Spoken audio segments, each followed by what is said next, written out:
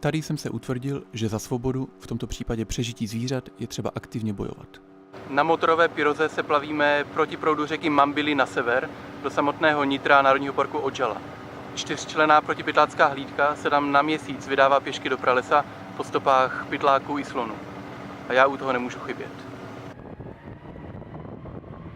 Trvá nám den a půl dosáhnout výchozího bodu v samotném středu parku.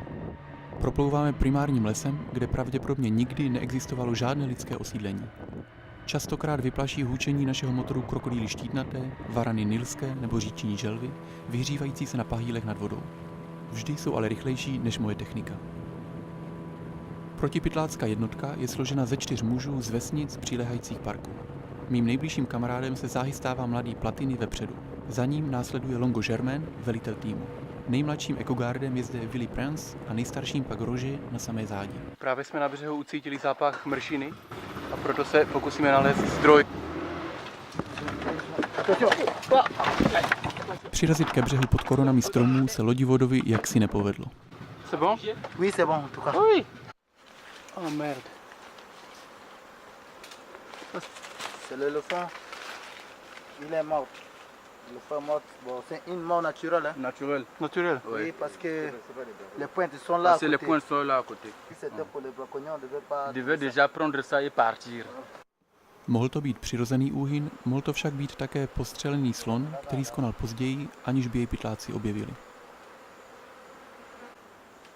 Donc pour ça, on va mener ça aux directions. Okay. C'est notre témoin qu'on a vu un éléphant. Nedaleko mršiny slona jsme se rozloučili s lodivodem a pohodlím prostorné pyrogy. Hodili jsme na záda ruksaky napěchované jídlem na 3 neděle dopředu a v mém případě ještě technikou a knížkou o afrických savcích. Můj batoh nebyl snad nikdy těžší. Avšak slonům jsme tu skutečně dýchali na paty. Maya Nord, c'est un bon endroit. Les éléphants sont souvent. Mais maintenant là, ils sont en forêt. Les éléphants sont en forêt parce que quelque temps, il y a un peu de menace. Bien, on avait eu des sitatunga plus le bif. Scenérii buvolí siesty doplňovala také rezavá prasata, štětkouni afričtí. Dans ce milieu-là, ils viennent souvent. Après, plus tard, ils reviendront toujours se nourrir là. C'est une bauge. Souvent, ils viennent là. Et là, ils sortent de la bauge que je vous ai montré là. Donc, ça, c'est la boue qu'il a à peine touchée. Ouais.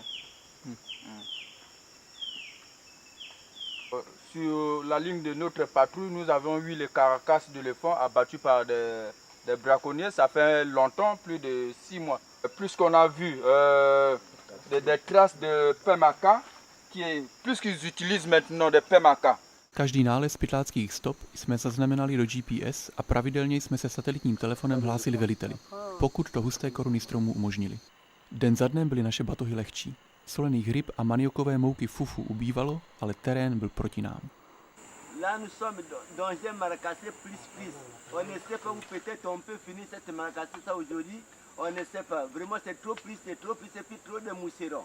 Toujours la marcassé de Maya Sud. Vraiment Maya Nord. En tout cas c'est grave. Avec les abeilles aussi. Avec les abeilles en train de regretter par notre blanc. Vraiment, on ne sait pas, peut-être on doit manger, on doit dormir sans l'eau. Prosekávali jsme se divočinou bez stezek plnou mravenců a včel a někdy také hadů. Liány nám podrážely nohy, trnité šlahouny stahovaly naše batohy k zemi. V těchto dnech jsme za celý den pochodu urazili vždy méně než 5 kilometrů vzdušnou čarou. Hier on a passé sans eau. On a passé la nuit, nous a trouvé sur une ligne de crête. On a dormi sans eau. On a fait toute la journée aujourd'hui. Voilà ce qu'on a eu. On est contraint de boire ça aujourd'hui. Vraiment, il n'y a pas l'eau en dehors de ça.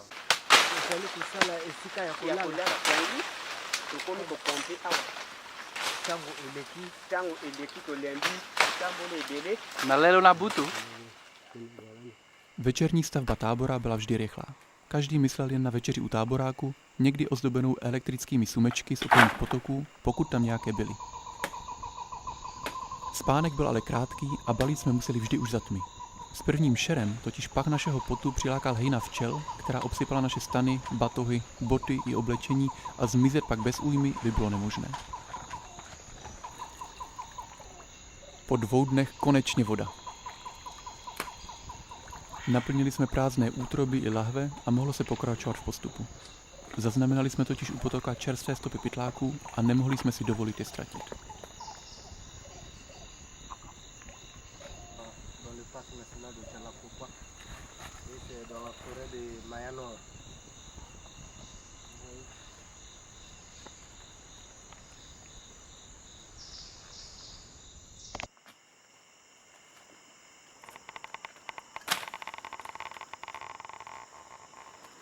On a vu les pièges ici pour les braconniers.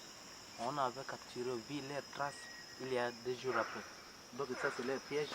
Après avoir fait ça, l'animal vient ici, quand il va mettre le pied ici, ça lui prend. Tu as vu? C'est ça. Ils n'ont pas pu venir visiter, ça fait aujourd'hui près d'1 semaine. Le céphalophe est pourru. Podél pytlácké stezky jsme dneska našli 265 pastí. Drátěných ok, které by přinesly smrt mnoha malým savcům uprostřed národního parku. Pro nás představují tyto pasti značnou zátěž při dalším pochodu, ale pro okolní přírodu to bude aspoň dočasná úleva. Do té doby, než se pytláci vrátí. Právě jsme objevili pytlácký tábor. Zase quoi?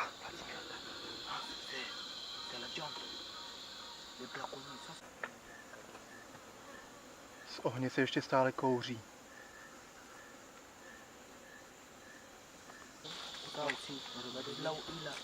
Il mettait la viande, il a beaucoup tué, vraiment. Il perturbe vraiment. Připravených drátěných ok a jiných důkazů bylo v táboře požehnaně. Tady nemají žádní lovci co dělat. Ils sont maintenant à 20 km, plus de 20 km, les pièges vont dans le parc. Et le chef nous demande de détruire tout ça et les faire reculer derrière. On ne les empêche pas de pas faire les activités, mais ce n'est pas à l'intérieur du parc. Po krátké poradě ekogardi usoudili, že nejlepší bude následovat pytláckou stezku, i když ta o něco prodlouží náš plánovaný pochod. Adrenalin nám byl ale dostatečným palivem a v příštích 2 dnech jsme objevili a srovnali se zemí ještě 2 další pytlácká tábořiště. A od civilizace nás dělí posledních 10 kilometrů džungle. Snad dojdeme zítra. Uzali malamu lelo.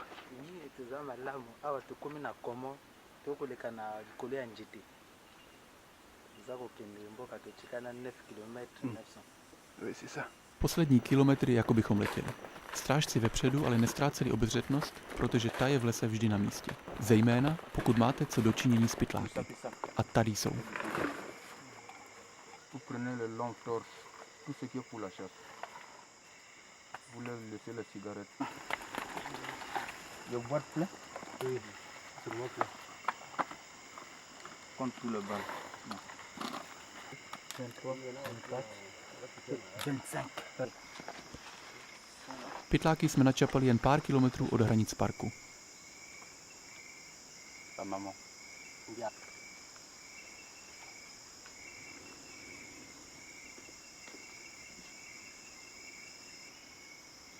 Où ça la boloko?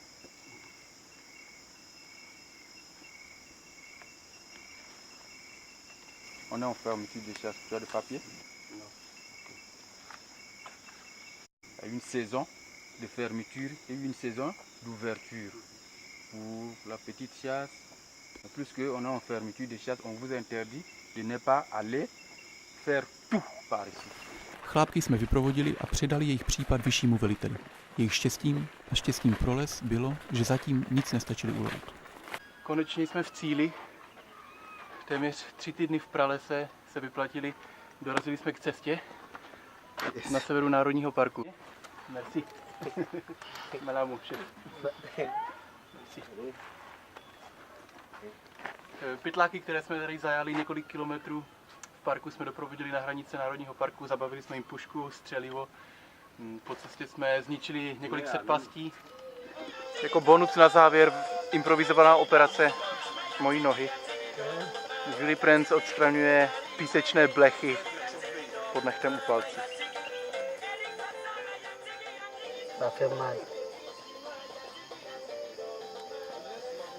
Poslední dny naší mise jsme trávili na checkpointu na silnici vedoucí do Kamerunu. Z Kamerunu se často přiváží munice a následně se tam posílá slonovina nebo bushmeat. Štěstí se na nás usmálo i tady. To c'est pour Kalashnikov, no? Kalashnikov, oui.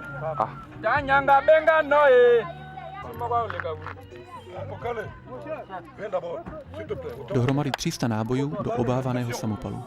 Kalašnikovem se tu v lesích loví zpravidla jediné. Sloni. A pak začal africký folklor.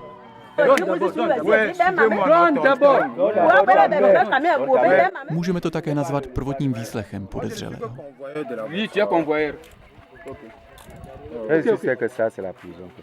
Que non le colis là, avec ce numéro de téléphone. Et tu veux maintenant dévier. Voilà.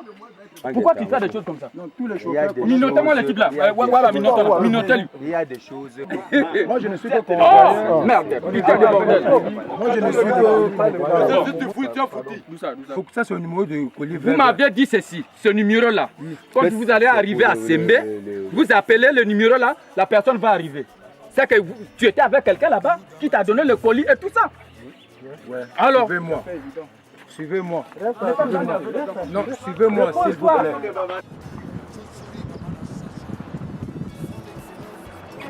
Naše mise skončila. Vracíme se zpátky do městečka Mbomo, kde strážce čeká asi 6denní odpočinek, než se zpátky vydají se zbraní v ruce do pralesa. Po měsíční misi se vracíme domů. Chlapi za svými ženami, já za svým kolem. A přesně vím, co dalšího teď musím udělat.